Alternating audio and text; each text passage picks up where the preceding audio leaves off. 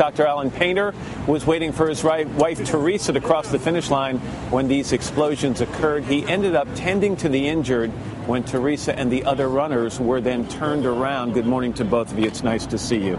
Doctor, you're an emergency room physician operating out of Florida. This is your 15th marathon. You two were separated, but you were waiting for Teresa to cross the finish line. And from what I understand, you were right in the middle of both of these blasts. They were at 671 Boylston and 690. You were standing right in the middle. Yeah, about 20 to 30 feet from the first blast. And how closely were you surrounded by other people, and what was the impact like? Well, I was surrounded by a lot of people as we're all trying to watch the runners cross the finish line. The people to my left took the blow and the blast. Most of them dropped. People behind me actually did too, and I was just standing there without a scratch. Yeah, you mentioned it was like dominoes, that impact hit those first people and they all fell down, and you were the one left standing. When you first started to see the injured around you, talk to me about some of the people you encountered.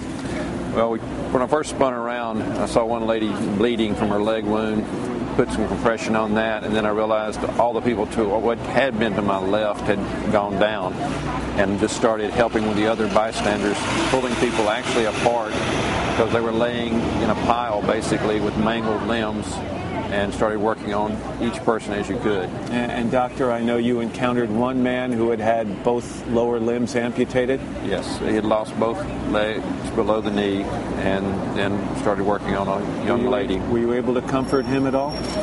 He was pretty much, as you would describe, in shock. He was mumbling words, but not coherently.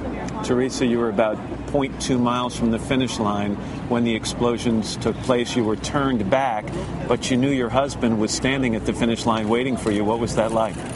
That was hard.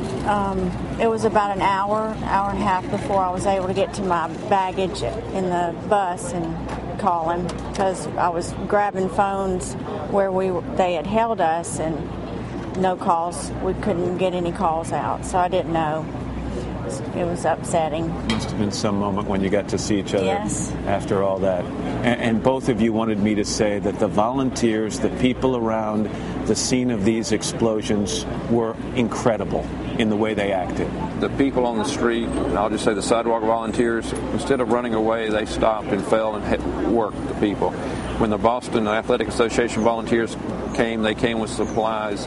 And once you got in the medical tent, it was all that a ER physician could ask for. There were cots, IVs, nurses, and physicians. It was well prepared. Doctor, thanks for what you did. Thanks for joining us this morning, Teresa. Thank you so much.